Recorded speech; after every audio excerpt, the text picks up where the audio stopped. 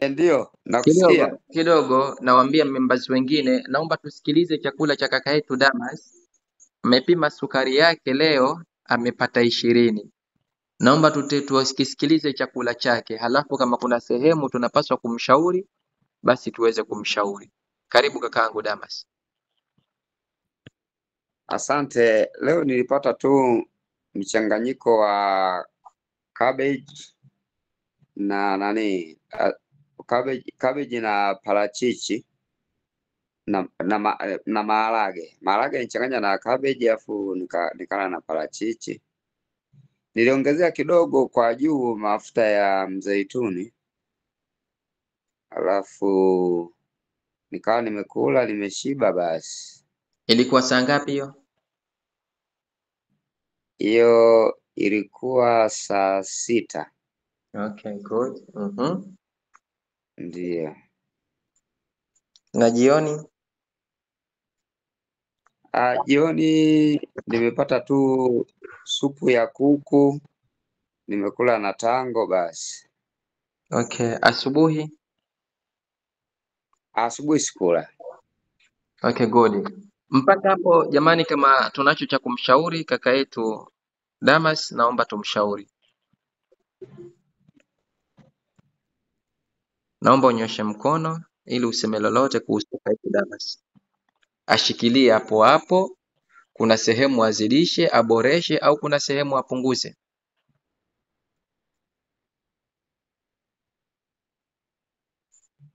Kakangu Jumanne, unalipi la kumwambia?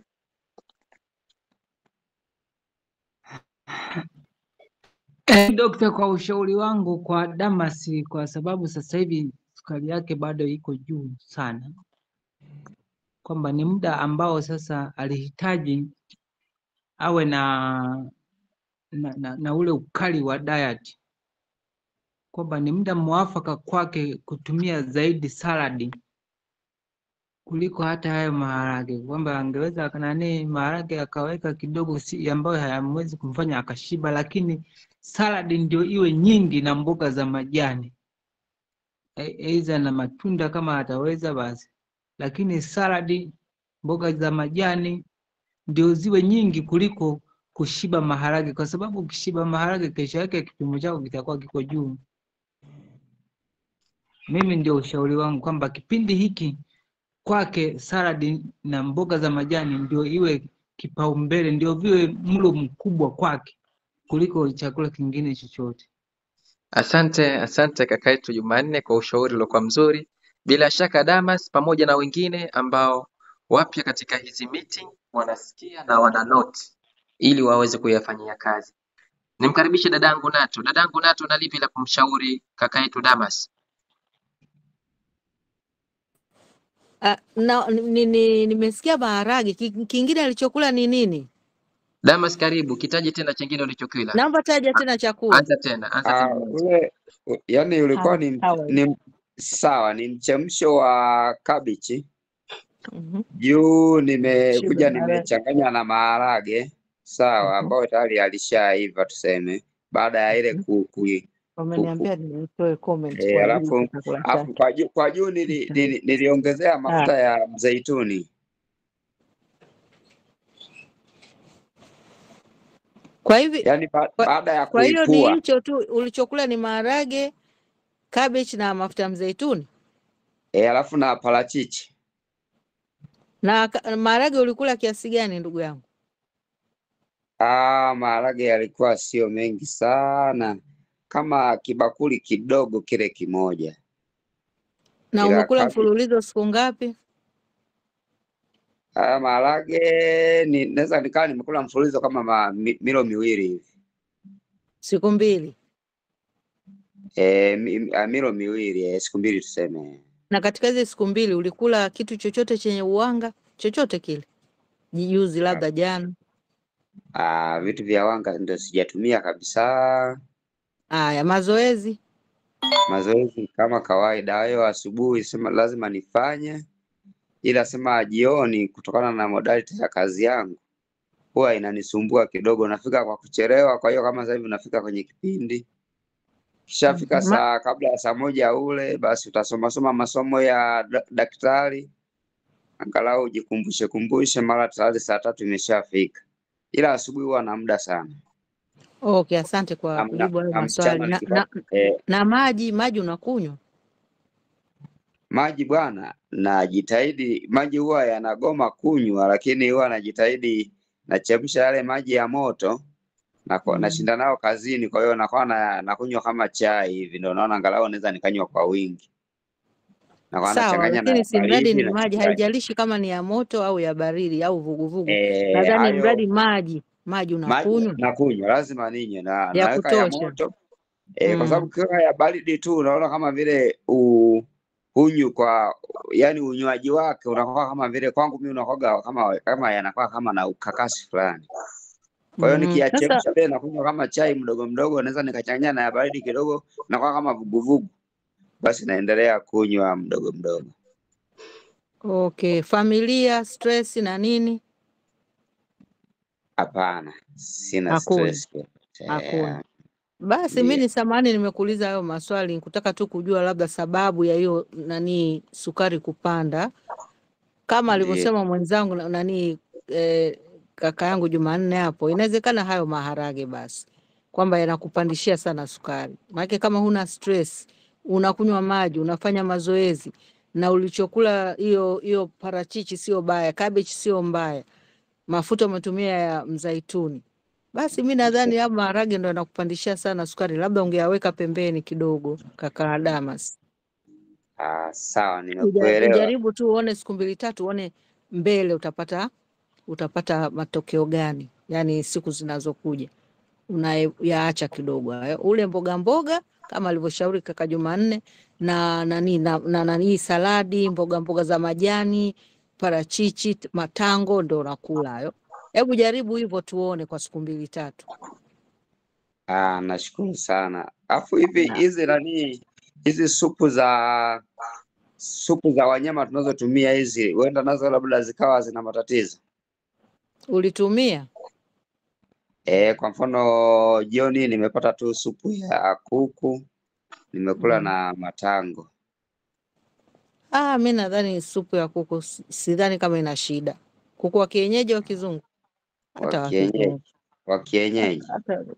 Mimi sidhani kama kuku ana shida, lakini labda tuwasikilize wenzetu na mwalimu wetu Dr. Masudi. Nashukuru sana dada. Asante Okay, dada yangu Natu, kwa ushauri mzuri kwa kaka yetu Damas.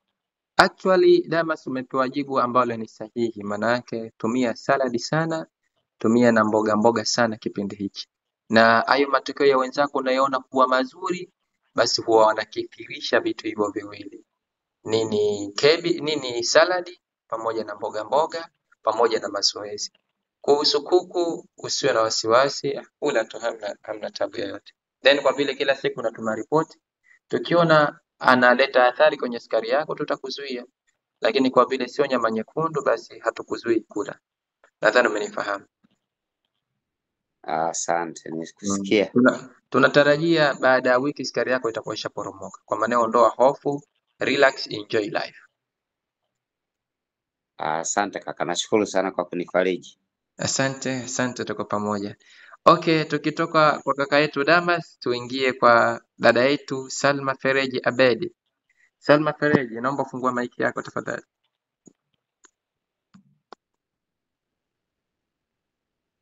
Salma Fereji, kufungua mic, gusa kioo chako alafu gusa mic. Fungua mic, gusa kioo chako alafu gusa mic. Salma Fereji. Sometime jana nimetumwa message na watu tofauti na naambia kufungua mic ni shida. Jamani, kwenye magrupu tufahamishaneni huko. So lazima kila jambo nifahamishe mimi au msaidizi wangu. Sisi tunaweza kufundishana, especially jambo kama hili, kwa sababu watu wana mambo mengi wameweka kwenye kifuani, lakini wanahitaji kuyatoa hapa, wanashindwa kufungua mic. So tunakuwa hatuwasikii. Nikitoka kwa Salma Fereji akiwa anahangaika kutafungua mic, nimkaribishe Wilix Chelula.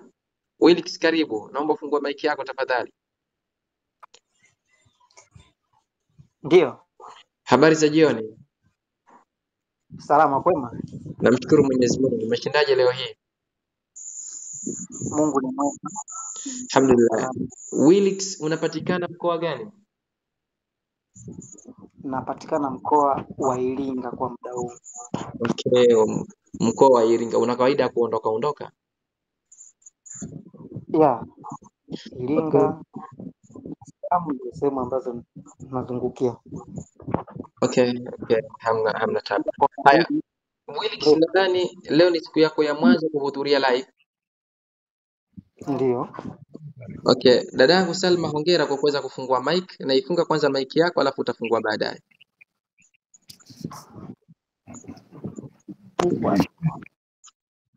Haya, so huku tunasaidiana direct. Ikiwa ni siku yako ya mwanzo kuhudhuria live na lengo lako upone tatizo hili la sukari, hebu tuambie chakula chako cha leo kilikuwaje? Asubuhi nimetumia mboga maboga na mayai mawili na maziwa, ila jioni Asubuhi umetumia nini? Rejea tena. Jamani, tumsikilizeni ili tuweze kumshauri. Asubuhi umetumia nini?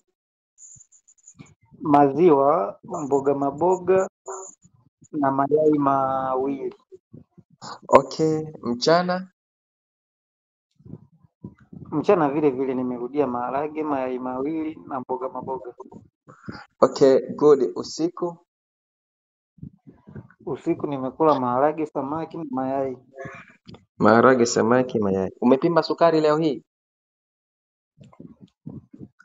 Kwa kweli kipimo sina. Yaani na maana tena mpaka sehemu niliyopo niende tena nikapime, na ndio maana siku zile niliuliza, hivi vipimo mnapataje? Wewe kipimo unacho huko? Ndio nikapima, ila kipimo ni sina. Kipimo huna. Maana yake kwa vile una lengo la kupona sukari, kipimo lazima ununue. Kwa maana hiyo usifanye mzaha kwenye jambo hilo. Nunua kipimo. Mpaka pharmacy au hospitalini? Pharmacy, hospitalini. Ukienda kituo chochote cha afya, wao ndio watakwambia kulingana na mkolo kuwepo wapi uende ili utapata kipimo. Nashukuru. Okay, asante. So nadhani mmemsikia chakula chake kaka yetu Willix, anasema hemrejee chakula chako cha asubuhi kirejee, cha mchana na cha usiku kirejee kwa pamoja Willix, ili tusikie comment za wenzako.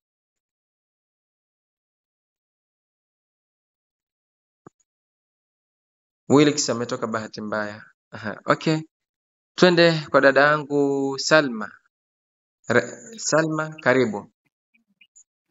Asante. Hali yako? Asante. Nashukuru. Naendelea vizuri. Nadhani hii ni mara yako ya kwanza kuhudhuria hii live. Naam, mara ya kwanza. Na katika grupu lako nadhani tayari ushatimiza wiki. Shatimiza wiki. Okay, good. So, hem tuambie kwanza lengo lako ni nini katika swala la sukari? Una sukari au sukari anayo mtu wako wa karibu? Mimi nina sukari.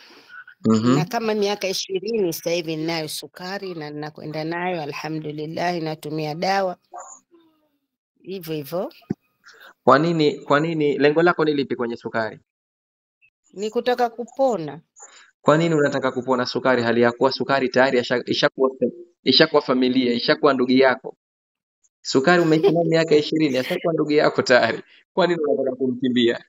Kwa sababu wazee wangu wote walikuwa na sukari, wadogo zangu wanayo na mimi ninayo, lakini nilihisi kwamba ile ipo kwenye ukoo, na nilikuwa nikihudhuria kliniki kwa Dr. Abasi, napata dawa na naendelea vizuri, na akanambia hakuna dawa ya kuponesha sukari kabisa. Sasa kwa nini wewe unataka kupona? Ndo nilikaa nayo, nikapata ushauri kwa watu mbalimbali, nikahudhuria kwa Dr. Maganga Regency, nikahudhuria kwa madaktari wengine kutaka ushauri kuondoka kwa yule bwana, mpaka nikapata sehemu ambayo naangalia vipindi mbalimbali, wakanambia kwamba sukari inaweza kutibika na ukapona kabisa. Okay. Sasa na mimi ndo najaribu kutumia. Upo mkoa gani? Mimi niko Dar es Salaam. Unadhani kwani sukari yako usipoitibu itakuwaje? Ikiwa umeweza kuishi nayo miaka 20, usipoitibu itakuathiri kitu gani? Mwanzo ilikuwa naona hainipi shida yoyote, lakini kuna kipindi kikaja ikawa inanisumbua miguu ikawa inakufa ganzi na nini, nikando nakwenda kwa dokta napata dawa. Hata juzi nimejiunga na group moja hivi na nikawa natumia hizi dawa za glucopod natumia mara moja, lakini nashukuru safari hii nimefunga Ramadhani yote, haikunisumbua na mpaka sasa nipo kwenye 6 na ninaendelea kufunga. Lakini mlo wangu sana ni wakati wa kufutari ni ndizi za kuchemsha na uji ambao unaitwa shurba. Hii burga nachanganya na supu ya kuku wa kienyeji, inakuwa kama supu na nakunywa, basi hainipi shida yoyote. Maana yake wewe usiku unakunywa uji wa shurba, mchana unakulaje? Ndizi.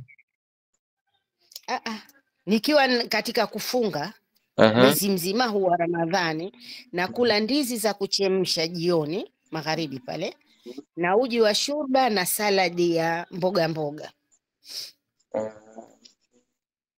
Basi nikila hiyo, na saa 10 alfajiri narudia uji wa shurba, basi naamka vizuri tu na ninafunga na nina nguvu na ninafanya kazi zangu vizuri tu. Unafanya mazoezi? Mazoezi ninafanya sana tena. Sasa hivi unatumia dawa gani? Natumia Glucopro. Glucopro au Glucopose? Glucopro. PRO. Okay. Utapiga picha hizo supplement utatutumia ndani ya group ili tupate kuziona. Haya basi sawa. Okay, good. Mwenyezi Mungu azidi kukufungulia. Amina kwa sote, amina. Kuna mtu anataka kumshauri dada yetu Salma? Kuna mtu yoyote anataka kumshauri dada yetu Salma? Asalamu alaykum. Tunaomba tu tujue sukari yake iko ngapi, na ndo anatumia dawa za hospitali, tujue sukari yake iko ngapi. Okay, Salma. Sukari nimepima jana, nimepata iko 6.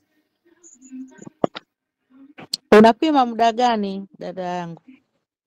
Kabla ya kufutari pale napima. Asubuhi unapima? Kabla ya kufutari. Yaani magharibi, jioni. Lakini asubuhi pia unapima ukiamka? Asubuhi sijapima, tangu nimeanza Ramadhani sijapima, napima kabla ya kufutari. Na wakati haijaanza Ramadhani ulikuwa unapima asubuhi? Asubuhi. Ulikuwa unapata kwenye ngapi? Kabla sijatumia hizi dawa nilikuwa ninapata saa nyingine 10 mpaka 16. Baada ya kutumia dawa ndo unapata 6, 7, 6. Ni dawa au hiyo pro, sijui Glucopro? Hii Glucopro. Lakini na dawa za hospitali unatumia? Situmii, nimewacha. Umeacha muda gani sasa? Tangu nimewacha dawa labda kama miezi 4 hivi. Ndio ulikuwa unaendelea na Glucopro? Kwanza nilikuwa nimewacha kama miezi 4, sijatumia dawa yoyote. Na ilikuwa inasoma ngapi? Ilikuwa inasoma kwenye 9, 10, mwisho 16. Asubuhi kabla sijala chochote. Okay. Okay. Baada ya kula Glucopro ndio ikashuka kidogo, ikapima jioni mpaka 7, 6. Lakini nikawa naendeleza na ile diet yangu ya ndizi za kuchemsha, saladi na shurba. Okay. Haya, baka shaendelea ndugu yangu. Mimi nataka nimshauri hiyo shurba, kwa sababu ni ngano nzima pia inakupandishia sukari. Yaani ngano nzima zinapandisha sukari. Jitahidi kuepuka hizo ndizi zikiwa changa hazina shida, lakini kwa upande wa shurba, ile shurba ni ngano nzima inapandisha sana sukari. Na uwezekano ukiacha sukari yako ikaja ikashuka kwenye 4 na 5. Okay, asante.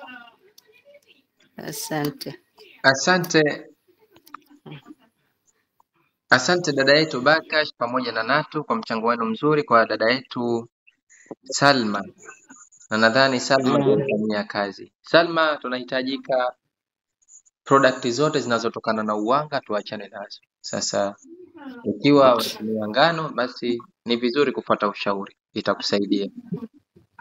Haya basi, asante, nashukuru. Okay, asante sana. Tukitoka kwa dada yetu Salma, tuende kwa Omar Ali. Kakangu Omar, karibu. Tukitoka kwa Omar, tutatoa nafasi kwa watu watatu wenye mchango, wenye idea. Alafu Catherine umekuja, utaongea basi. Akitoka Omar atakuja Catherine. Omar, karibu. Mashawaji maulizwa maswali. Shurba nimeambiwa niachane naye. Unaathirika bibi wewe huko.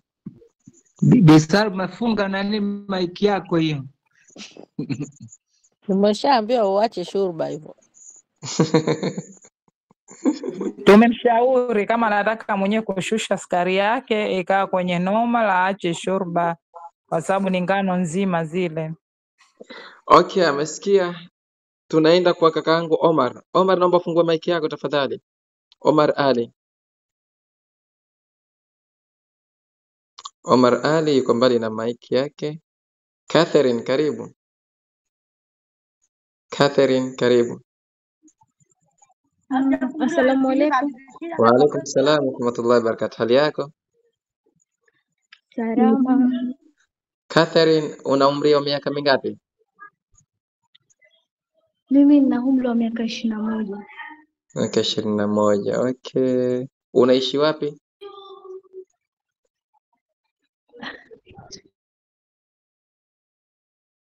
Unaishi wapi?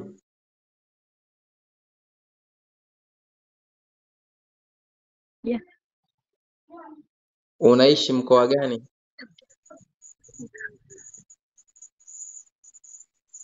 Catherine,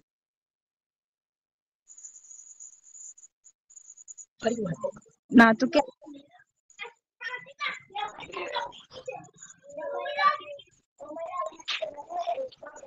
Catherine huongei, ukiongea tunakusikia. nasema anatokea Dar ila kwa sasa niko Zanzibar. Okay. Miaka yako 21, una tatizo la sukari? Ehe. Hebu tuelezee. Umepata sukari ukiwa na miaka mingapi? Ilikuwaje ukapata sukari? Mpaka sasa hivi umefanya jitihada gani? Karibu Catherine. Mimi nafunga mic uongee wewe. Au upo sikukuni? Hapana. Basi tuelezee. Toka mwaka jana mwezi wa 6 ndo niligundulika na hili tatizo. Ilikuwaje ukagundulika una hilo tatizo?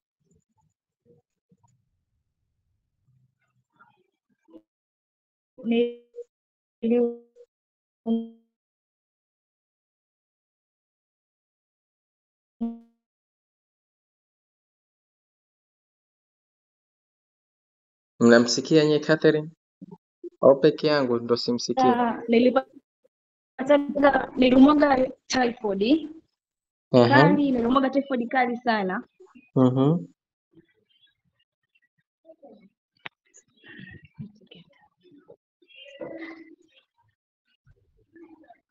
Akaniambia sukari yako iko juu, ambayo ilikuwa 17. Akaniambia siwezi nikakupa dawa utumie, inabidi tu ufanye diet ya vyakula, nile mboga mboga, niache kula matunda yenye sukari. Ndio toka kipindi hicho mpaka leo bado naumwa.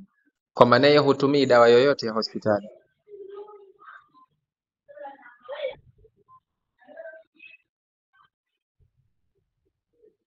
Hapana, situmii dawa yoyote. Na sukari yako iko ngapi?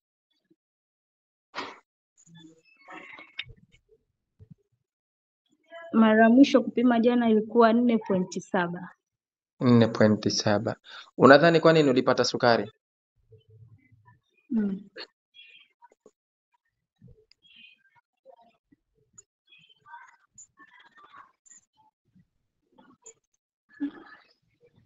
labda tu kutokana na vyakula ambavyo nilikuwa nakula. Unadhani vyakula gani ambavyo ulipokuwa unakula vimekusababishia kupata sukari?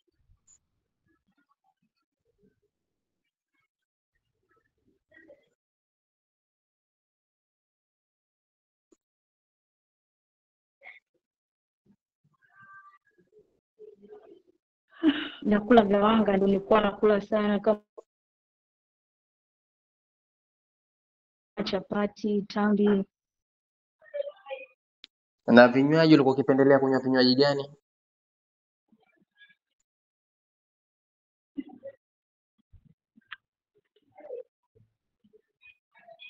Kwa vinywaji hapana, ila chai nilikuwa nakunywa. Okay, good. Network yako sijui sio nzuri sana au vipi? Maana unaganda sana ndio unajibu. Labda mara nyingi mimi mtu akiniambia kuanzia miaka 20 kuja chini, mara nyingi akili yangu inaniambia pengine na type 1 ya sukari. Lakini mfano kama majibu yako wewe inaonyesha una type 2 ya sukari. Maana yake umepata sukari kuwa mdogo sana. Umelipokea vipi hili swala ndani ya nafsi yako?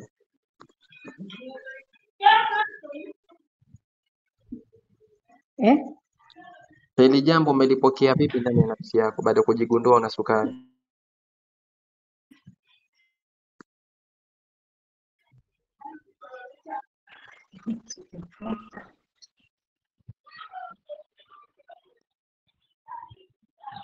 Catherine, utafanya watu wote walale hapo.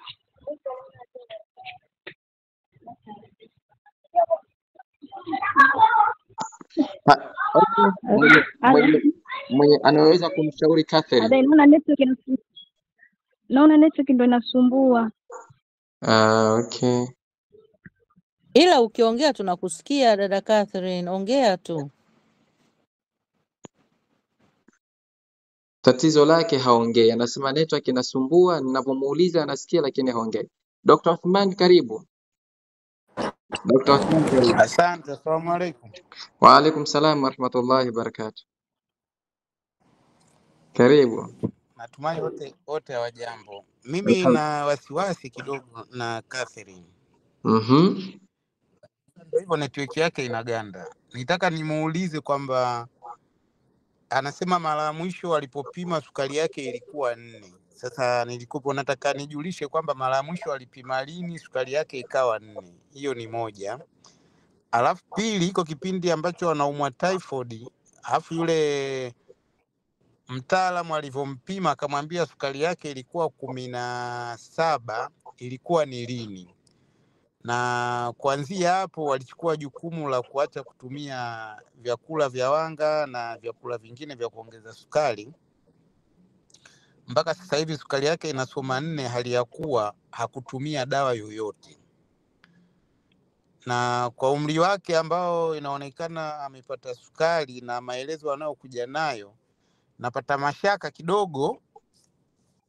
Angekuwa yuko live nikaenda naye vizuri, kuna vitu tungeangalia. Mimi naona inawezekana wala hakupata sukari na wala hana shida ya sukari, lakini ni kwamba baada ya kupata yale majibu kipindi anaumwa hakufanya jitihada ya kutaka kuendelea kufanya vipimo mara kwa mara kuangalia sukari yake iko vipi, pamoja na kwamba aliepuka vile vyakula ambavyo vinaweza vikampelekea akapata sukari. Hiyo inakuja kwa ajili gani? Mtu anapopata complication, anapopata tuseme madhara ya kitu fulani kama ya ugonjwa kama typhoid, au mtu akipata complication, yani madhara mengine au maradhi makubwa au sugu, maana typhoid ni sugu pia. Kama mtu tuseme kipindi kile cha COVID, watu walipopata COVID, yani kwamba mara nyingi ukienda kumcheki sukari, kuna mama mmoja alipata COVID na alikuwa hana shida ya sukari, lakini kipindi kile yuko kwenye critical condition, yani katika hali mbaya, sukari yake ilikuwa inasoma 34. Na katika matibabu aliyokuwa anayapata kipindi kile, kwa sababu nilikopo na kwenda pale, tulimwanzishia mpaka insulin kwa ajili ya kuishusha ile sukari, kwa sababu kipindi kile iko juu. lakini Mwenyezi Mungu alimjalia akapona yule mama, japo alikaa ICU karibu mwezi mzima. Alivyopona, baada ya kuendelea vizuri, ile shida sukari yake ilirudi katika hali ya kawaida, kwa hiyo akawa hana tena lile tatizo. Sasa inawezekana hata yeye kama typhoid ilikuwa sugu ikampa madhara, tunasema complication, ndio maana kipindi kile sukari alipima ikawa ipo 17. Kwa sababu kama sukari ilikuwa 17 alafu from nowhere alikuwepo, aliamua tu mwenyewe kufanya hivyo vitu, lakini hayupo katika uangalizi wa kumfuatilia kuweza kujua kwamba je, kweli ana sukari au hana sukari. Ndio maana mpaka sasa tunaona hakutumia dawa yoyote, sukari yake iko 4. Kwa hiyo kikubwa tu tungetaka kumshauri, sababu hiyo moja kwa moja kwa umri wake wa miaka 21 na akapata sukari kwa staili hiyo, ina maana ingekuwa ni type 1, yani ni insulin dependent diabetic mellitus, kwamba inabidi ahitaji insulin, lakini hakutumia na dawa yote kama tunavyomuona. Kwa hiyo kama itampendeza afanye utaratibu wa kuendelea na mazoezi, vyakula ambavyo sio vya wanga, lakini afanye utaratibu pia, kwa sababu tunafuatilia, awe na kipimo chake mwenyewe, awe anapima sukari fasting, yani ile akiamka kabla hajala chochote apime, na ikiwezekana masaa 2 matatu baada ya kula awe anapima, alafu aende akafanye A1C ili tuone kwamba je, kiwango chake cha sukari kwenye A1C kiko ngapi.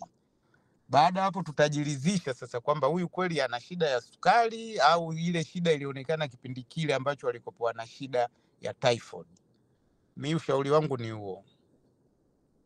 Asante sana Dr. Othmani kwa kututoa tongo, na actually kwa umri wake kama unaposema Dr. Othmani, maana yake awe na type 1 ya sukari, na halafu hatumii dawa halafu iko 4, yani automatically hana sukari.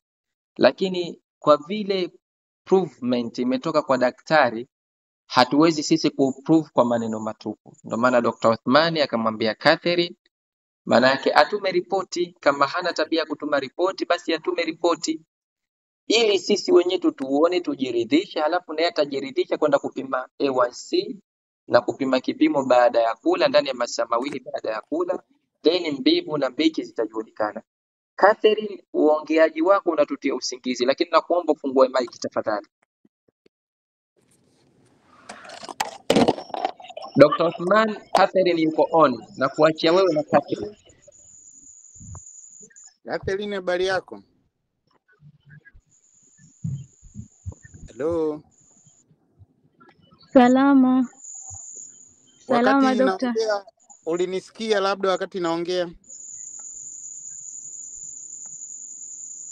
Nimekusikia ila network inasumbua kidogo. Basi kuna maswali nilikuwa nataka nikuulize kidogo, kwamba hiyo typhoid, wakati unaumwa typhoid ukaambiwa una typhoid ambayo ni kali, ilikuwa ni mwaka gani na mwezi gani? Ni mwaka gani na mwezi gani? Mwaka jana mwezi wa 6. Mwezi wa 6, sawa. Kuanzia mwezi wa 6 mwaka jana ambapo ulipopima sukari yako ilisema ni 17.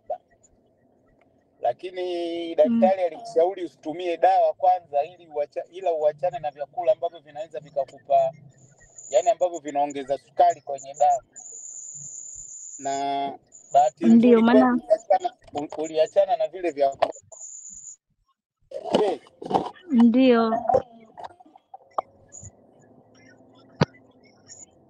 Nataka nikuulize sasa kwamba je, baada ya hapo mwezi wa 6 mwaka jana ulifanya utaratibu gani wa kuifuatilia sukari yako kwa kufanya vipimo ukawa unajua kwamba inafika ngapi?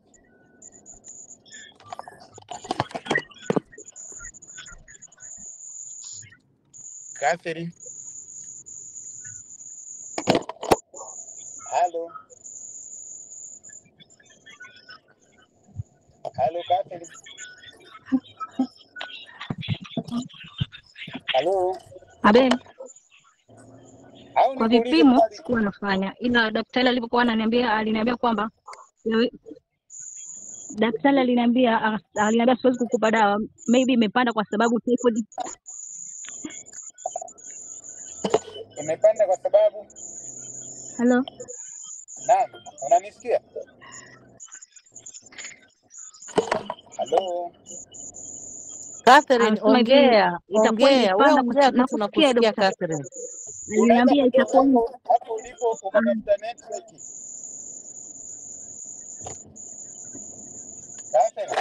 sawa. Catherine akiongea anasikika vizuri tu, sijui kwa nini Sawa, anakuwa nakusikia. anasikitika Aliniambia kuongea. Alikwambia?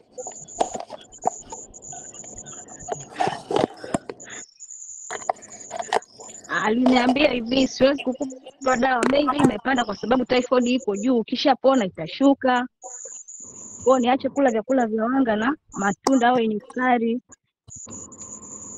Sasa ndio nakuuliza sasa kitu kingine kwamba baada ya kupima kipindi hiko na ukatibu typhoid ikapona, je, utaendelea kuwa unapima sukari yako?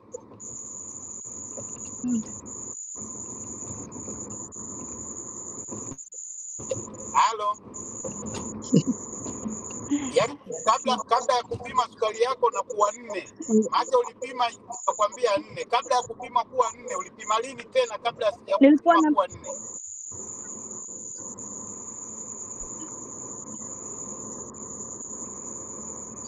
Huyu nafikiri akitafuta Jana ndo nimepima iko 4.7. Ukitafuta network hata kesho Dokta nakuuliza hivi, kabla ya jana hiyo kupima ukakuta iko 4, umeshapima mara ngapi? Kabla ya hiyo ya jana umeshapima mara ngapi tena ukajua sukari yako iko ngapi? Yaani kutoka ile 17 mpaka kuja 4 ya jana ulipima mara ngapi au ulipima lini na lini? Maana ulipima 17 alafu ukaja ukapima jana iko 4. Hapa nilipima mwezi wa 12 ambao ilikuwa 4.5. Kwa hiyo kutoka ulipopima ilipokuwa 7 wakati una typhoid, mwezi wa 6 ukaja kupima tena mwezi wa 12 ikawa 4.5. Nikapima na mwezi wa mwezi wa 12. Mwezi wa 12 kutoka mwezi wa 12 mpaka leo umepima tena?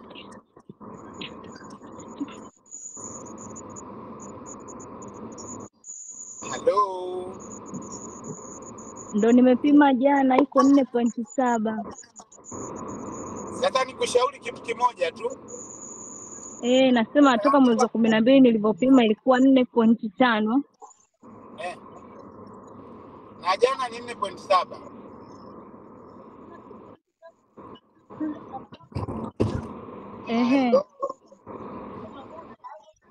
Mimi mpaka hapo naona wewe hauna sukari, ila cha kukusaidia tu endelea na Dr. Masudi hapo, umpe namba yako, akupe namba yake, muwasiliane, ukafanya kuna kipimo kinaitwa A1C. Utakapofanya A1C, kuna kipimo kinaitwa A1C. Utakachofanya hicho kitatupa mwanga sasa kwamba je, wewe ni mhanga wa sukari, yani una ugonjwa wa kisukari, au una dalili za kutaka kukupa ugonjwa wa kisukari, au una kisukari. Nikiwa na maana kwamba wewe ni diabetic, ni pre-diabetic, au ni una kabisa sukari. Nafikiri hiyo itakusaidia, lakini kwa mimi mpaka hapo najaji kwamba wewe una sukari, ila ukutaka kufuatilia kujua kwamba una sukari au huna. Mimi dokta, mchango wangu ni huo. Asante Dr. Othman kwa kumuokoa leo Catherine na janga hili zito. Manake leo hii alhamdulillah, kumbe ile jana ilikuwa kama ni njozi kumwambia leo afanye presentation yake na imebainika hivyo. Lakini kwa jinsi nilivyomsoma Catherine, kama sio network, kama network iko sahihi basi ana woga, lakini kama network yake inasumbua, ndo maana hizi conversation zetu za leo kwa upande wake haijawa nzuri. So Mimi naomba Catherine, namba yangu unayo? Catherine, namba yangu unayo?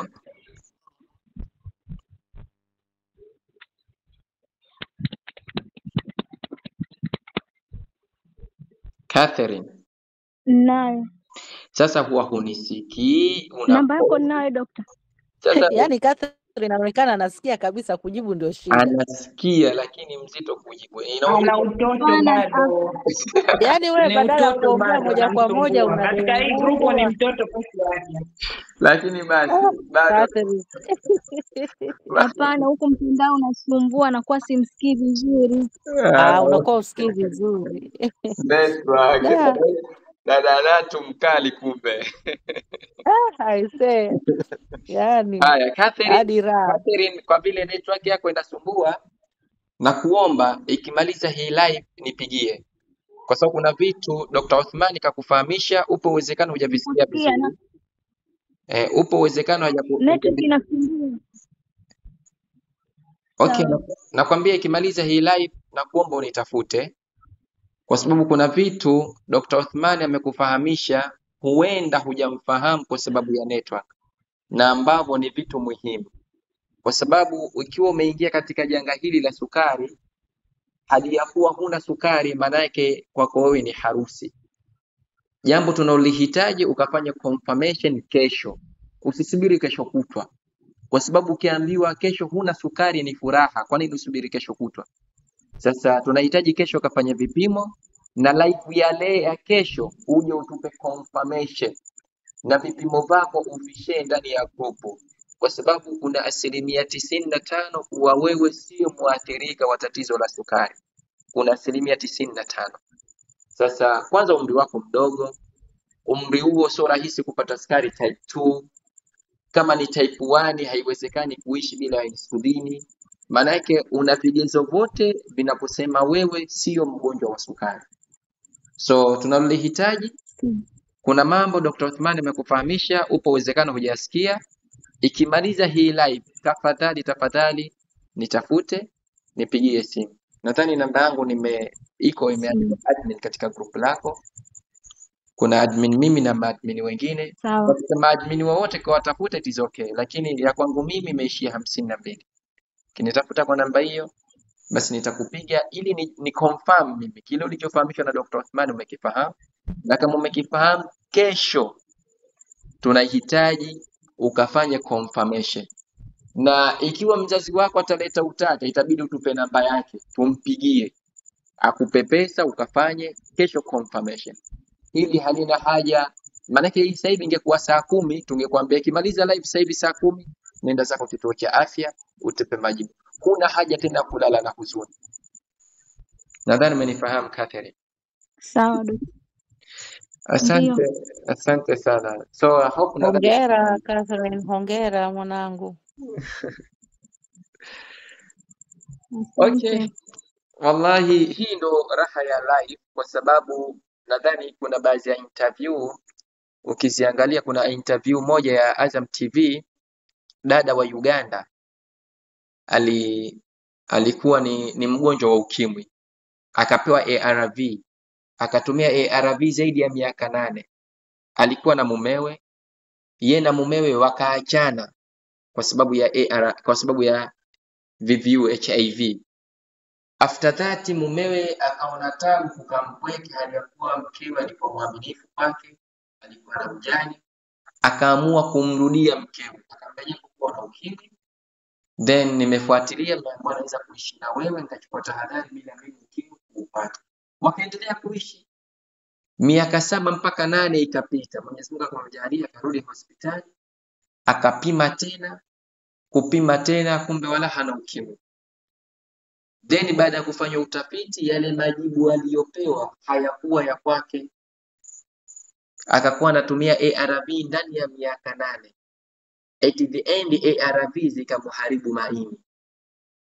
Maanake alikuwa hana ukimwi, lakini akapata janga la tatizo la maini. Sasa laiti angekuwa na yeye anahudhuria meeting kama hivi, japo ana ukimwi, angepata mtu wa kumshtua, angemwambia kapime tena. kwa sababu yeye pengine alikuwa mwaminifu, pengine sijui, yeye mwenyewe ndo anajijua yeye mwenyewe binafsi, lakini alipewa majibu sio ya kwake na yakaja kumuathiri maisha yake yote. Maanake baada ya utumiaji Angekuwa mwaminifu angepima tena. basi pengine alikuwa sio mwaminifu, hatimaye akapata mtihani huo na Mwenyezi Mungu akamjalia maini yake yakiharibika. Unaweza ukaingia hata katika search YouTube hiyo story utaiona. Nadhani Azam TV ndo aloishare ile video, maana wao ndo wanaenda kumhoji, ni mama wa Uganda. So sometime tatizo linatokea, lakini tatizo linakuwa ni la muda. Sasa kwa vile mitaani imezoeleka sukari huponi, kwa maana mtu ile tatizo akipata hata kama umri wake mdogo anajua haya maradhi yangu mimi ya milele. Kumbe sio kweli. Kumbe ni mshtuko tu, kama alivyosema Dr. Othmani kipindi cha corona. Mtu anakuwa anapata corona, wewe unaona watu wanakufa kwa umzo, watu 100 wanakufa. Unapata na wewe corona, lazima ushtuke. Lazima sukari ipande kwa kiwango kikubwa, hata kama huna pressure lazima ipande.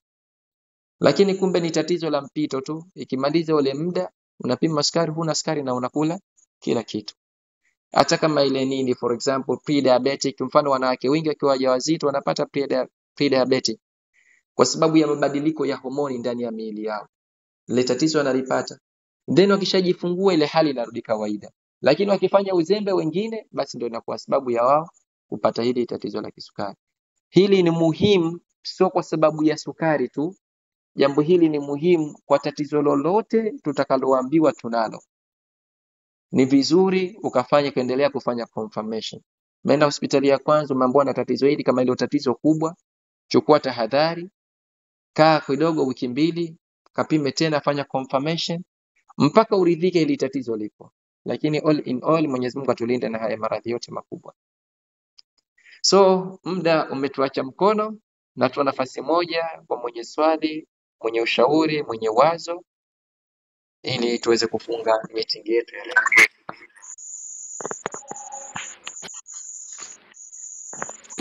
Kakaangu Omari, karibu. Asante, habari za jioni jamani. Nzuri, habari za kwako? Nashukuru, linda sana, lakini mic ilibonyeza kibahati mbaya pale, sikuwa tayari kuongea, naomba samahani hapo. Okay, usijali. Niliita sana niko na meeting nyingine sikuweza kuongea. Okay. Kwa kweli nilikuwa nafuatilia kipindi kama muda mrefu nilikuwa sijaingia. Ndio. Nilikuwa na mambo mengine muhimu tangu Ramadhani kidogo ilikuwa shida kupatikana. Ni kweli. Na leo nimesikia maongezi mengi ni mazuri sana. Mali kwa niko makini nasikiliza. Okay. Sasa leo kupata taarifa kwamba nitaka kumuunga mke wangu kwa sababu ya sukari, lakini kidogo alikuwa hayuko tayari kwa sababu kuna kitu kwa anatumia mpaka amalize. Okay. Amesema kimaliza tu tutamuunga. Inshallah. Lakini by the way kwamba anaendelea vizuri. Kuna dawa alikuwa anatumia kwanza, kwa hiyo mpaka sasa hivi amefika kuna kiwango cha 5. Sio za hospitali lakini za kawaida. Okay. Sasa mimi katika huyo dada ulikuwa unaongea naye hapo anazungumza kwamba alipata mshtuko huo, ana miaka sumi ngapi? Ni Catherine alikuwa yule 20, Catherine. Sasa kwa kweli kiliwahi kunitokeza hicho kitu. Okay. Kama hicho ambacho ameongea Catherine. Nilikuwa na mambo fulani tokezea kichwa, yani mazito sana yalitokezea. Na sikuwahi kuwa na tatizo la kupanda sukari kwa kweli. Kwa hiyo nikajikuta tu nahisi ndio tatizo limebadilika sana kimwili. Nikajaribu kufanya check up kwanza, nikajikuta na sukari 20. Okay. Lakini karibu mwaka mmoja nyuma uliopita. Ndio. Kwa hiyo sikuweza kutumia dawa aina yoyote. Yaani dawa yoyote sikuwahi kutumia kwa kweli. Nilifuata tu mwongozo fulani wa kupunguza kila kitu, kuwa free from stress. Ushanifahamu? Ndio. Nikaanza kupunguza, lakini haiwezi kuamini nilikaa katika kuanzia mwezi wa 8 mwaka jana mpaka Januari.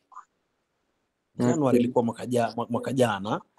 Ile sukari ili drop katika kiwango ambacho sikuweza hata kufikiria. Good. Mpaka ikafika na 5.5, nimeamka asubuhi na 5. Kawa nafunga na 5. The last nikaja check nikakuta 4.3. Nikaenda nayo. Lakini unakwenda hospitali ukiuliza tu daktari anakuambia wewe bwana mpaka sasa hivi Yani hapo hilo ninazungumza ni kama ushauri kwa wenzangu na mimi, kama ulivyozungumza kwamba Ndio, uende ukapime kila wakati, na ni ndio. kweli kabisa ukapime kila wakati. Daktari aliniambia wewe bwana unafika 8, wewe kaka uanze mazoezi upunguze ile ule ushauri anaokupa hauko rafiki. Okay. Yani anakuingiza katika kitu ambacho haujafikia, na hili ni kosa la madaktari wengi kwa kweli. Tumegundua sana hasa kwetu hapa, tunagundua sana ukicheke mara moja tunakwambia wewe bwana uanze usitumie, chukua dawa, anza dozi, anakupeleka sehemu ambayo sio, na tunatakiwa tuwe makini sana kwa kweli. Yani hapo nimefikia pahala sasa nikana nikafanya ile wanaita full blood picture. Nilikwenda kufanya, haikugundulikana sukari kabisa. Nikaenda hospitali nyingine nikacheki, nikafanya full tena, hakuna hicho kitu. Kwa hiyo nikafanya nikakuta na kuna siku nikawaja nikakuta iko 6.8, inakuja zake 5, inakuja zake 4. Akaniambia daktari mmoja mtumiza, akaniambia sikiliza kakaangu, wewe una wasiwasi sana, wewe hujafikia katika mtu wa diabetes kabisa. Hizo stress na mambo mengine punguza, lakini control na kula vyakula vya mboga kwanza, upunguze hichi kiwango ambacho unahisi kipo. Nini nilifanya vile? Kwa kweli nilifanikiwa kiwango cha juu sana. Kwa hiyo na mimi ushauri wangu ni kwamba tuwe tunapima ili kujihakiki na kujielewa. Good. Huo ndio ushauri wangu mimi katika grupu jamani, tuwe tunapima mara kwa mara. Unajua katika kitu gumu kupima, kwenda hospitali kupima, unaona kama unaenda kuchukua janga jingine katika kichwa. Lakini kumbe unajiweka huru kujielewa. Good. Kwa hiyo mimi natoa mchango huo, tuwe na tahadhari ya miili yetu, na tusikubali kwenda hospitali ukaambiwa direct kwamba wewe sasa hivi usitumie hichi, anza kutumia dozi. Tuwe tunakataa dozi. Hizo dozi za kupewa gani, hizo dozi kwanza tuzikataeni kwanza, kwa sababu zinakupeleka pale ambapo kwa kweli unakuwa mwisho ni mwathirika wa zile dawa zenyewe, sio kutibiwa ile tatizo ambalo uko nalo. Asante. Huo ndio ushauri wangu mimi kwa kweli. Asante. Nafurahi sana daktari kwa grupu, kwa kweli niko nayo, nasikiliza kwa makini na tunafaidika mengi sana, na nafaidika sana kwa kweli. Asante kakangu Omar kwa nafasi yako ulivyoitumia vizuri, maana nafasi tumetoa kwa mtu mmoja, umechukua wewe mwenyewe. Nimetegea hicho. Hongera kwa hilo.